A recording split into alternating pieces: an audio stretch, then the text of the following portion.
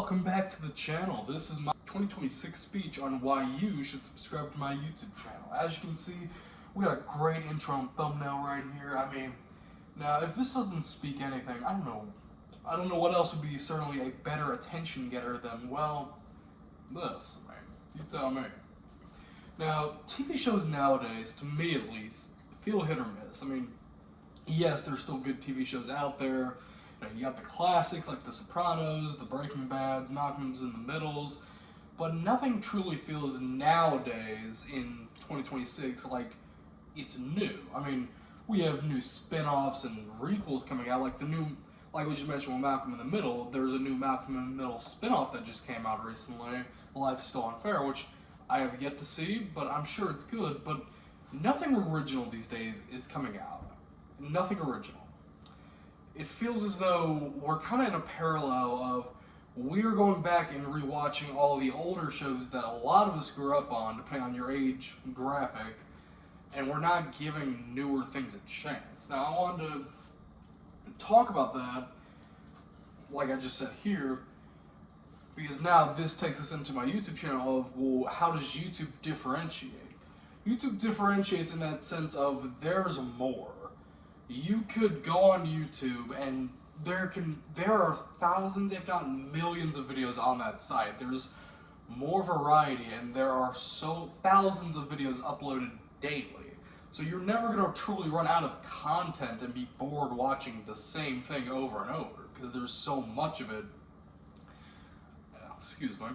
There's so much of it that where the boredom's not going to be there. You could be watching sports, you could be watching gaming, you could be watching anything, but it's never going to feel that same repetitiveness, whereas with a TV show, it can, or even with a movie.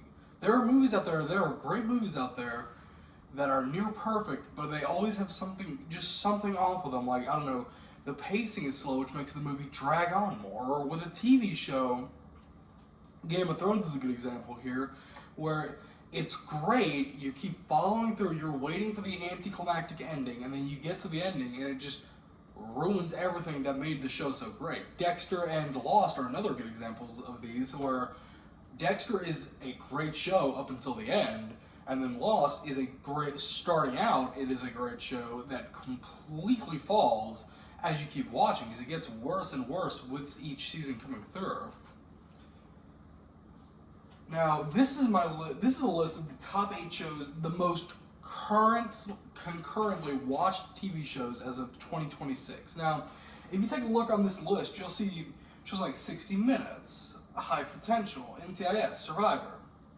What do some of these shows have in common, except minus High Potential? Just take the other 3 I mentioned, what do those have in common? If you said, well, they're still actively running, you would be correct.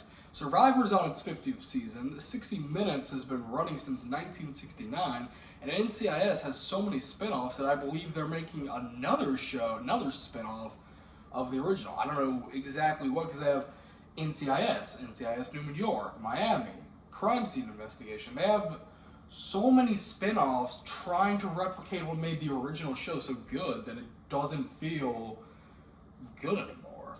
Now, if you might say, well, this is inaccurate because, well, these are concurrently running shows. Okay. Here's the top 8 most currently watched shows. As you can see on here, we have some older shows. I have MASH, Seinfeld, Friends, Game of Thrones, Breaking Bad. But what all of these have in common? What do majority of these on here that you see have in common? The majority of these shows either ended in the late 90s or the end of the 2000s. Now, Breaking Bad is an exception here, as that show ended in 2013, but ignore that fact. You see, a majority of these ended, but all of these have one thing in common. They're rewatchable to a point. You can't, for me at least, I could go and sit down and go rewatch Breaking Bad right now and really enjoy the show, but I could not go do that for Friends or Game of Thrones, for example, or even MASH, because it feels as though watching them, those are 8 to 10 season shows at minimum. That's so much to go back and rewatch over and over, no matter how good it is. That's with any show you're watching. Now, the fact you've not realized that you should watch my channel, and you're probably thinking, well, what does this guy even upload? What is he talking about? All these shows are long running, overdone, this and that. I'm not even getting into my own content. Well, I'll get into it for you, don't worry.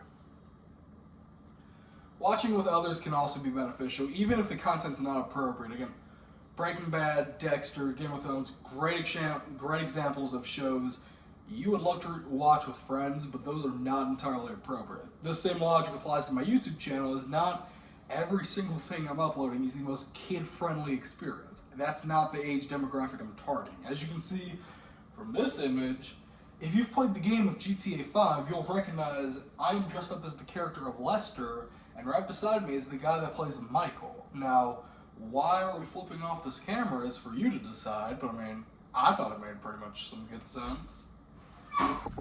Now, forgive me, back to what we were saying, YouTube can help with happiness. I mean, the same feeling you get when watching a satisfying show, like one of your favorites, can be the same thing with YouTube. You're watching your favorite creators make videos on what you like to watch, and it's really fun for you. It increases dopamine in the brain, so you get more enjoyment and happiness out of watching. Now here, we get into YouTube intros for my channel. YouTube intros are very beneficial in attracting an audience and making you stand out more as recognizable. Now, I do have one. I don't use it as often because it is a longer intro, but typically when you think of intros, assuming you watch YouTube, who do you think of? Mr. Beast comes to mind, Corey Kenshin I think of, Markiplier I think of, Jacksepticeye. Now I know that's only one strand, like that's more gaming and higher profile people, but that's still recognizable. When you think of them, you think Markiplier, for example, would be, welcome to the channel, my name's Markiplier, and we're playing. Or with Corey Kenshin, it's the samurai, and it's always some weird intro, probably like just starting in his room, and then just him popping out of nowhere. And then with Mr. Beast, it's like, I did something, like some kind of challenge video to some extent or degree, bringing in high energy perspective into the videos. Now, here, a couple YouTubers we all recognize. I mean, Mr. Beast is over here, we have Markiplier in the middle, and we have PewDiePie here at the end. Now, what have I done? What do I do? Because I'm over here bragging about this and that, and yada yada yada. What do? I do movie reviews, I do gaming, I do a little bit of everything. I do interactions, I meet people, I do whatever you think I can do. A lot of what I've been able to do with YouTube has led to me being happier and the more success that I've had. The biggest examples I can think of are just meeting celebrities and having the time of my life doing that. Getting that opportunity is something I always take it for granted how lucky I am that I get to do this. Now, you might be thinking, well, who have I met? I've met I'm a big horror guy, so for me, a lot of these apply more. Obviously, you have the GTA caster right here. You have Franklin, Trevor, CJ, and Michael, if you can see the bottom. Yeah, Mike, just a solo photo of me and Michael, and I'm dressed up as Lester in that case from GTA 5. Over here on the top right is Bill Moseley, who you might know for the Texas Chainsaw Massacre 2, that's the best example I think of, or House of a Thousand Corpses if you're a horror fan.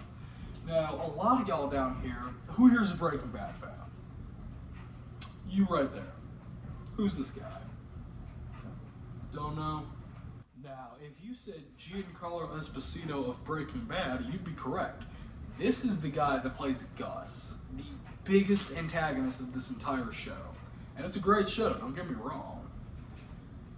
In conclusion, I think you should give me a chance. Even if you did not like this presentation and this was not the best example of what you wanted to see, I think giving me a chance and just watching what can unfold is the best outcome. So you tell me, have I persuaded you into wanting to watch and subscribe to my YouTube channel?